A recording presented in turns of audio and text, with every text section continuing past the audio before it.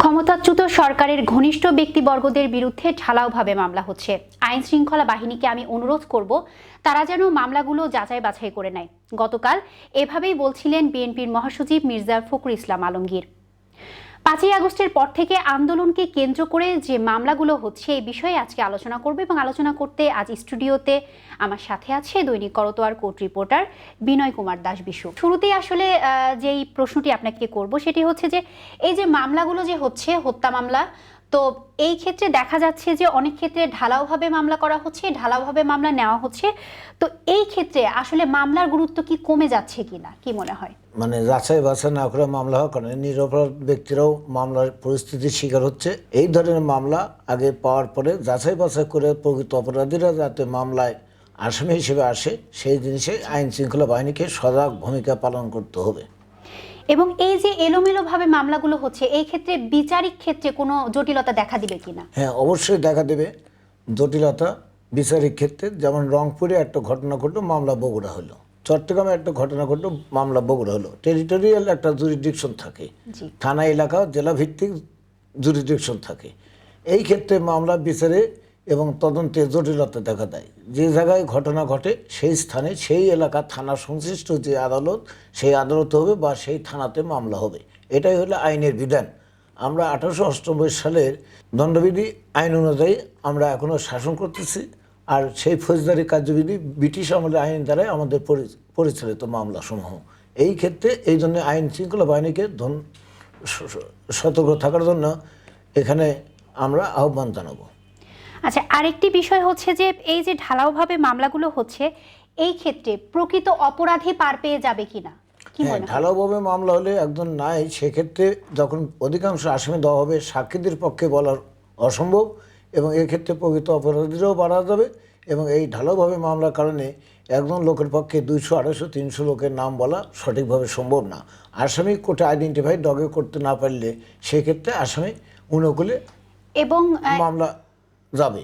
এবং এই যে আপনার হচ্ছে যে ঢালাওভাবে যে নামগুলো দেওয়া হচ্ছে সেই ক্ষেত্রে সাক্ষী হাজির করা কতটুকু কঠিন হবে বলে মনে হচ্ছে? ঢালাওভাবে যখন নাম দেওয়া হচ্ছে এখানে সাক্ষীদের নাম থাকবে।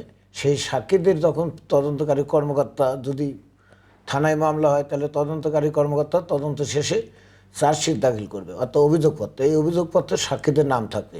সেখানে যদি হত্যা মামলা হয় এজাহারকারী থাকবে, সাক্ষী থাকবে, ময়নাতদন্তকারী ডাক্তার থাকবে, জব্দ তালিকা প্রস্তুতকারী ডাক্তার থাকবে, সুরথাল তৈরি করা ডাক্তার থাকবে, পোস্টমর্টমের জন্য প্রেরণের যে পুলিশ তাকে আবশ্যকীয় সাক্ষী। এক্ষেত্রে সাক্ষীরা দেখা যাবে এই মামলা চলমান অবস্থায় যখন থাকবে মামলাগুলি দীর্ঘসূত্রিতার কারণে সাক্ষীরা অনেকেই মারা যাবে, অনেকেই বিভিন্ন স্থানে বদলি হবে, অনেকে অবসরে যাওয়ার কারণে বয়সজনিত কারণে আদালতে আর হাজির হতে পারবে না। তার ফলে মামলা কোনো সাক্ষী অভাবে, প্রমাণের অভাবে মামলা সমূহ আসামিরা অব্যাহতি বা খালাস পাবে। আচ্ছা, তার মানে আপনি বলতে চাচ্ছেন যে মামলাগুলো যদি সুশৃঙ্খলভাবে করা হয় তাহলে হচ্ছে যে প্রকৃত অপরাধীরা আসলে বিচারের আওতায় আনা সম্ভব। প্রকৃত অপরাধী বিচার আনা সম্ভব, এটাই হলো সঠিক নিয়ম। আচ্ছা, আরেকটি যে বিষয় যে আন্তর্জাতিক অপরাধ ট্রাইব্যুনাল, যেটা আসলে আওয়ামী লীগ সরকারের আমলে গঠন করা হয়েছিল 2009 সালে এবং এটি কিন্তু হচ্ছে মানবতা বিরোধী অপরাধে জড়িত ব্যক্তিদের বিচারের আওতায় আনার জন্য। কিন্তু সম্প্রতি দেখা গেল 5ই আগস্টের পরে আন্দোলনকে কেন্দ্র করে যারা হত্যা হয়েছেন, তো এই ব্যক্তিবর্গের আত্মীয় স্বজনরাও এই আন্তর্জাতিক অপরাধ ট্রাইব্যুনালে মামলা করছেন।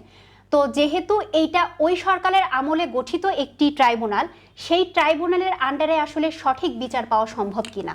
এক্ষেত্রে আমি বলবো 2009 সালে 29শে জানুয়ারি এই আন্তর্জাতিক অপরাধ দমন ট্রাইব্যুনাল গঠিত হয়। এটা তৎকালীন সময় যুদ্ধ অপরাধী এবং অন্যান্য যে মানবতা বিরোধী কর্মকাণ্ডে বিচারের জন্য শুধুমাত্র এই ট্রাইব্যুনাল গঠন করা হয়।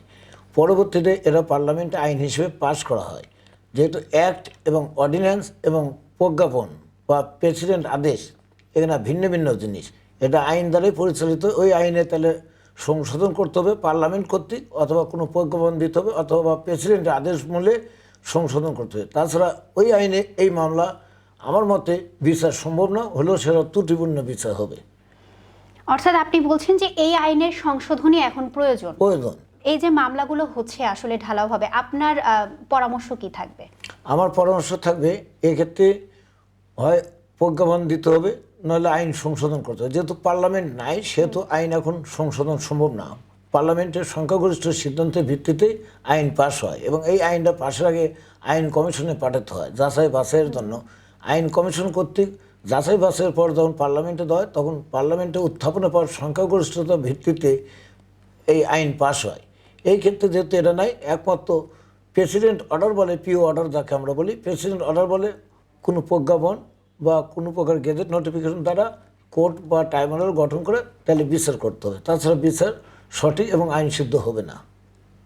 আচ্ছা, এবং আরেকটি কথা সেটি হচ্ছে যে এই যে গণহত্যার সাথে যারা জড়িত তাদেরকে আমরা দেখছি তাদেরকে মামলায় তাদেরকে নাম দেওয়া হয়েছে, কিন্তু আবার অপর প্রান্তে যদি আমি বলি এখানে তৎকালীন সরকারের কিছু ব্যক্তিবর্গ তারা হত্যাকাণ্ডের সময় বিভিন্ন উস্কানিমূলক বক্তব্য দিয়েছেন। যেমন হচ্ছে যে আরাফাত যদি বলি একটি বক্তব্য দিয়েছিলেন যে আন্দোলনরত শিক্ষার্থীরা ছিল তারা হচ্ছে ড্রাগ অ্যাডিক্ট ছিল, তারা ড্রাগ অ্যাডিক্ট অবস্থায় গুলির সামনে দাঁড়িয়ে গিয়েছিল, এরকম বিভিন্ন উস্কানিমূলক বক্তব্য আছে। এবং যদি বলি ওবায়দুল কাদেরেরও এবং এরকম উস্কানিমূলক বক্তব্য আছে। তো সেই ক্ষেত্রে যারা হচ্ছে আসলে গণহত্যায় উস্কানিমূলক বক্তব্য দিয়েছে এবং তাদের এই গণহত্যায় সংশ্লিষ্টতা আছে, তাদের আসলে কোন আইনের আওতায় নিয়ে আসা হবে? তাদেরকে এই ৩০২-৩৬ ধারা আনা হবে, যেহেতু প্ররোচনাকারী অ্যাবেটার হয় উপস্থিত থাকবে নয় প্ররোচনাকারী থাকতে হবে। ওই যে ৩৬ ধারা দণ্ডবিধির আছে, সেই ক্ষেত্রে এই আইনের আওতায় আনতে হবে তাদেরকে।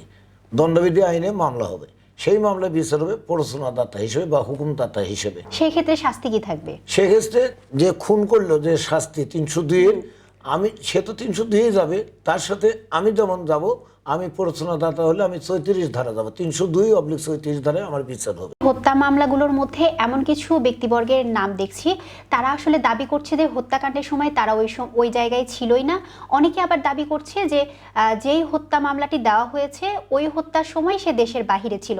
যেমন আমি যদি বলি আজকে হচ্ছে শাহরিয়ার নাজিম জয়ী এই কথাটি দাবি করেছেন। যদি আমি বলি যে বিনোদন কর্মীদের ক্ষেত্রেও নাম আসছে, যেমন হচ্ছে যে জায়েদ খানের নামে একটি মামলা হয়েছে, তারপরে হচ্ছে সাকিব আল হাসানের ক্ষেত্রে মামলা হয়েছে।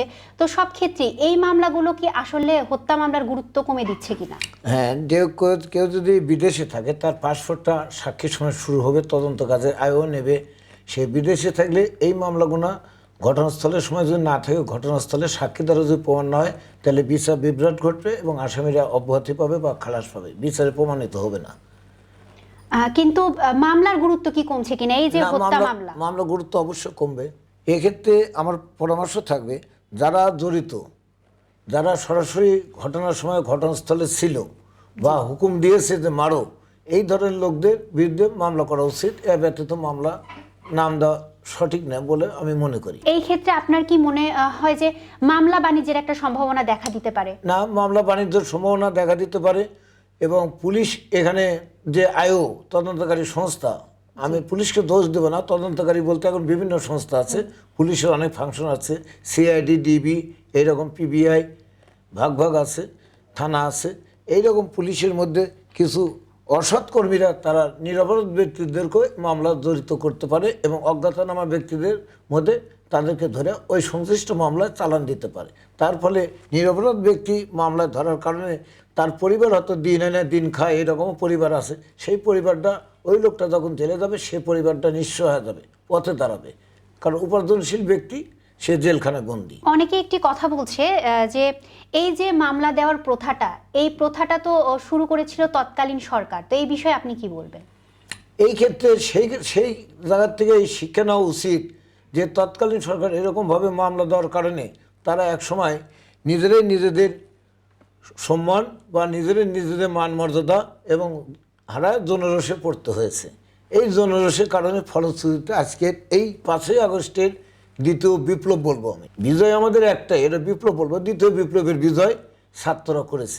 আরেকটি বিষয় হচ্ছে যে যখন আসামিকে গ্রেফতার করা হচ্ছে তখন অনেক সময় দেখা যায় তাৎক্ষণিকভাবে রিমান্ডে নেওয়া হচ্ছে না বা রিমান্ডে নেওয়ার একটি সময় সাপেক্ষের ব্যাপার থাকছে। এই ক্ষেত্রে মামলায় প্রভাব পড়তে পারে কিনা? হ্যাঁ, অবশ্যই মামলা প্রভাব পড়বে, কারণ রিমান্ডে যখন আসামিকে আদালতে সোপর্দ করা হয় গ্রেপ্তারের থেকে 24 ঘন্টার মধ্যে আদালতে সোপর্দ করার নিয়ম, এর বেশি আটক রাখলে থানা কৈফিয়ত দিতে হবে, সেই সংশ্লিষ্ট আয়ো বা পুলিশ অপরাধী হিসেবে আইনের দৃষ্টিতে গণ্য হবে। এই ক্ষেত্রে যখন চালান দেওয়া হবে সাথে সাথে রিমান্ডে পেয়ার যাবে, পরে রিমান্ডে পেয়ার জানানো হচ্ছে। এই কারণে আসামি যখন জেলে যাবে, জেলে গেলে পরে তখন বিভিন্ন বুদ্ধায় পরে বাড়া এসে তারা ঘটনার জড়িত যারা থাকবে প্রকৃত অপরাধী তারা আর স্বীকার করবে না।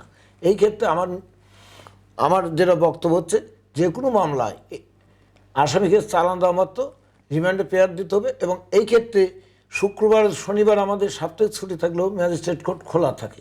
সংশ্লিষ্ট থানার আমলে আদালত, সিএমএ কোর্ট, জেলা কোর্ট, এই আদালতে তাৎক্ষণিকভাবে রিমান্ডে পেয়ারটা দিতে হবে এবং রিমান্ডটা বিচারকদের উচিত হবে রিমান্ডটা তাৎক্ষণিকভাবে নিষ্পত্তি করা। জি, আপনাকে অসংখ্য ধন্যবাদ এতক্ষণ আমাদের সাথে থাকার জন্য। দর্শক, আপনাদেরকে অসংখ্য ধন্যবাদ আমাদের সাথে থাকার জন্য। পরবর্তী অনুষ্ঠান দেখতে চোখ রাখুন দৈনিক করতোয়ায়।